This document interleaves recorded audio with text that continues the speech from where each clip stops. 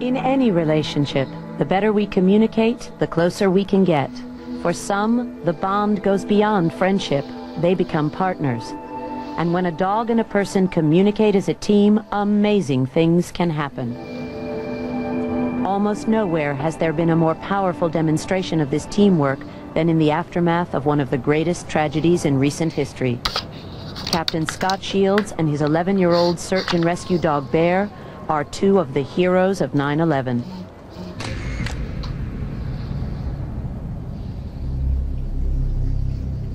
On that terrible morning, Scott reacted to the crisis by racing to the site of the World Trade Center. Bear and Scott arrived just as the second tower collapsed. You know, Bear was always at my side. He went on rescue missions with me always. I watched him as the buildings came down. He didn't flinch. And I realized he wasn't scared.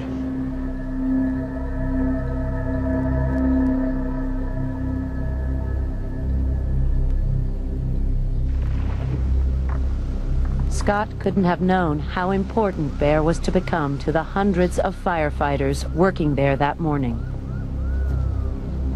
We were standing in the middle of a 16-acre debris field, which I don't know if you could really grasp 16 acres of debris. And it was mountainous, just steel and concrete. Not knowing where to start was very frustrating. I didn't have the tools. And then this guy comes up with this dog. And I remember looking around saying, how did he get in here? I mean, how did the dog make it in here? We barely made it in. Bear led the way. He told Scott and the firefighters where to search. I just went from one hit of Bear's. If he'd signaled that he'd found somebody, I moved on. We were just kind of all honed in on Bear and just waiting for Scott to turn to us and say, my dog is making a hit. Every time he communicated that something was there, he was right. It gave me a tool that I could work with, and I didn't feel so helpless anymore. In the days following 9/11, Bear and Scott worked tirelessly, 18 hours a day. The demands went far beyond any search and rescue mission Bear had ever tackled, but he never gave up. Bear's determination led to one of the most personal recoveries for Scott and the firefighters. New York City Fire Department Chief Peter Ganci. Bear hit on the spot, and Scott was insisting that there was something there. We had dug for 10 minutes or so, and we were coming up with nothing. And Scott continued to insist that Bear has a hit there and that we should keep digging. Then he pawed the ground with his right foot, and he always used his right foot. And that was his signal for finding something. And he pulled up a piece of paper, had some blood on it, which was more of an incentive for us to keep digging. John Paul crawled down into a hole. He was the skinniest one. And I would say we got to about a 6 to 7 foot mark, and we uncovered the chief of the New York City Fire Department, Peter Ganci, which was difficult because that's your leader. I guess you could equate it to a soldier recovering his general on a battlefield. It was difficult to really comprehend. As days passed, hopes of rescue turned to the challenge of recovery. More and more dog teams joined Bear and Scott. At times, more than 350 of the best search and rescue dogs in the United States and Europe were working at Ground Zero.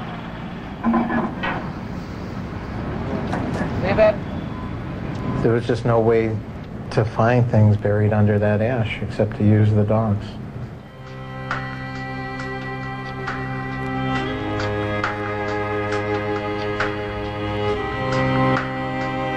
It took 6 months before Bear's work was done. By the time he left Ground Zero, he had recovered more victims than any other dog.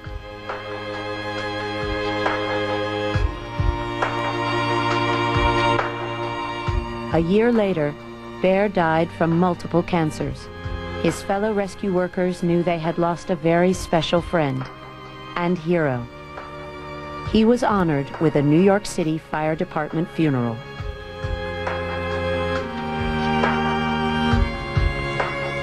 I walked out of the Trade Center that first night with more respect than I'd ever had for him.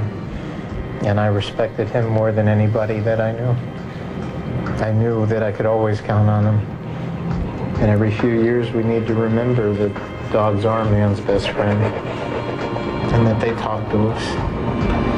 And they tell us what they need, but they also tell us what we need. And they'll protect us.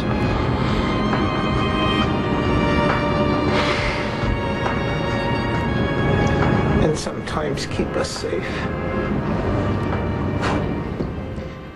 Search and rescue dogs and their handlers spend years learning how to understand and talk to each other. Thanks to their partnership, thousands of people have been saved. Get this going and you can start talking now. After we left TJ, about here, in the area where we found Chief of Department Ganci, he was still digging. Right, yes. And Scott, myself, Bear, several other firemen moved on. We found, well, Bear made a hit. I would say right about where the corner of that building is here. I guess within 15-20 minutes of digging that area, we came across, I believe, a civilian. And then about another 100 feet, 200 feet past there, Bear made another hit. And I left them, the guys were still digging, and I came back here, and that's how soon when we after you uncovered come back did Chief Ganci. I call for a fireman?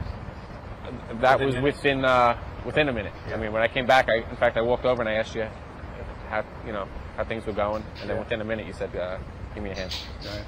And you. But Bear was making some good hits all along here.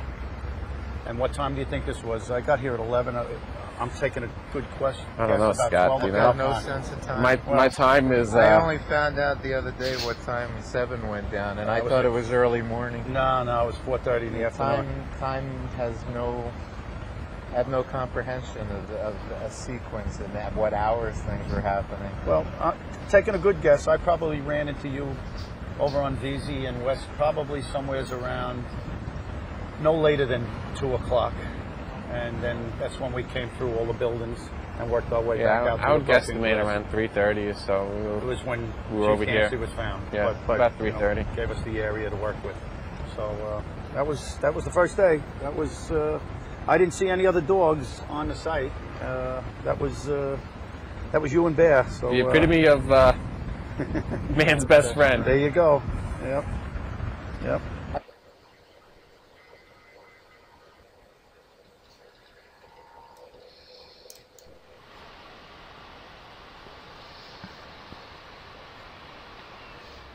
Bear's effort in one particular area of rubble led to a sad recovery. New York City Fire Chief Peter Ganci. He was hitting upon pieces of paper that were over the area with blood on it and then scenting down below that there was somebody down there. We found him in the area against the American Express building underneath a fence and some other things. How much credit do you give Bear in helping you find your chief? All of it. Firefighter John Augier was the first to reach Ganci. He only knew he'd found his chief after looking through a wallet near the body. He's still amazed the canine of Bear's age could arrive on the scene so quickly with such determination. To see this dog climb up and over some of these pieces of steel and crushed concrete, Bear was phenomenal. I wanted to keep the dog with me as long as I could, but there are too many other firemen trying to latch on. Tell me the circumstances of how you were brought to the scene. Who called you and how did you get to the scene? We were dispatched to the scene, engine 35. Right out of here, or out of the one down there? Right. Okay, and you've been at the same place for 6 years, right? Yeah. Okay. Well, actually, 2 of the years I rotated out. Okay, so you get down to the scene, you just, what did you say? You said you saw it. It was pretty amazing. We arrived what you saw down there. a minute or two after the second collapse. A minute or two before the second collapse. Okay. I guess we were about 8 blocks away. And you said something about the size of the debris field. What did it look like? Debris field, it looked like the moon. It was like being on the moon. It was a completely different world. And it was like you said, the size of like 16. You couldn't see the other end. And it was 16 acres large. I mean, we found that out after that. It was a tremendous debris field. So when did you meet Bear and Scott? How did that come about? That was later on in the day. I'd have to guesstimate, I guess, around between 1 and 3 p.m. And I stumbled across him and another firefighter friend of mine, TJ Mundy, between those times. Yeah. Now, how did you use his services? How did he help you? Like I said, the debris field was so large that it was like trying to find a needle in a haystack to try to make recoveries and rescues. So really, that's all I want to get a sense of is, what did this guy help you do with Bear? How did he help you find your feet? Talk about that, and that's it. So you saw Scott, you saw Bear, and then what did these guys do? What did they do to help you to find your chief? This gentleman, Scott, was directing his dog around the debris field with us, which was amazing in itself. For one, to see a dog there so quickly, and two, to see this dog climb up and over some of these pieces of steel and crushed concrete. But the dog had his nose buried down in there and was working hard. The dog was out there working as hard as we were. What were the circumstances of finding the chief? How did that happen? What did the dog do? The dog kind of hits on an area. He circles it a little bit. He'll sit down, and I don't know anything about searching with dogs. I was really relying on Scott Shields to direct the dog, and Scott says he's hit a spot. He's got a spot, something here. My friend TJ Mundy, firefighter Mundy, had asked if he was sure. He said, I'm positive this is the spot. It's definitely a hot area. So we left Fireman Mundy there. I moved on with Scott and Bear. We moved about 100 yards away, and Bear hit on another spot, which we were able to make a recovery within 3-4 minutes of that hit. Really? Now, how much credit do you give Bear in helping you find your chief? All of it. We would have found him, regardless, like every one of the firemen there. But we never would have found him that quick. And it was by chance that it happened to be Nancy, but how's our audio, bud? Okay, fine. I just want a couple other things and we'll be done here. You don't work with these dogs all the time either, so just for the viewer who doesn't work with these kind of dogs at all, obviously, and doesn't know much about them, just give us a sense of how important they were to the overall scheme of things, what was going on down there that day. How much did they help you guys in trying to accomplish your goal of getting these guys recovered? In the aftermath, I think the dogs played a pretty key role in recoveries because of their sense of smell and their abilities to locate bodies.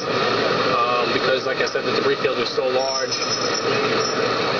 Where do you start? You just didn't know where to start, and they were the answer. They gave us that answer. The dogs pretty much looked at us and said, this is where you're going to start, and that's what we went with. But Bear was phenomenal. I wanted to keep the dog with me as long as I could, but there were too many other firemen trying to latch on, and Scott too. There's a guy, I'm not too sure how old Scott is. He's a few years older than me, and he beat up. He's banging away out there. Yeah, he was beat up, and the man was going strong. And the dog's pretty old too. He's like an 11-year-old dog. Most of us stayed down there. We were there every day for weeks. And I passed Scott many times through a 2-week period thereafter. So. The only other thing I wanted to ask you then is just, you found the dog helped find your chief, and the dog was definitely involved with stuff that was going on down there. Chris, did you see other civilian people like Scott with dogs, or the mostly official, search and rescue kind of dogs and animals you saw down there? Or that's something you didn't really pay much attention to? In all honesty, I didn't know if Scott was a civilian. I didn't know if Scott was a civil servant, trained professional. But you didn't really care? I believe I saw he had his marina patches on. He did some work with different marinas, I think some SAR units or something. But it didn't matter at that point. And that was the only dog that I saw that day, and so quickly. And after the first recovery, I was sold. I didn't think the dog was fine in my book. We're going to get a shot of you and I talking. You did great.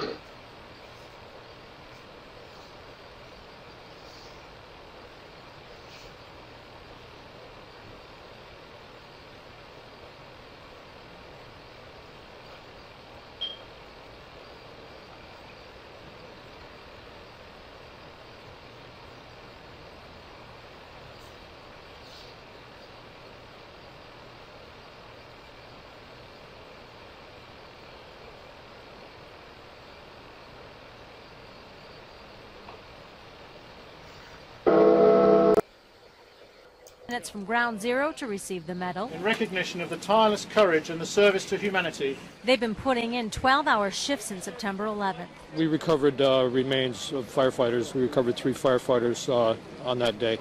And then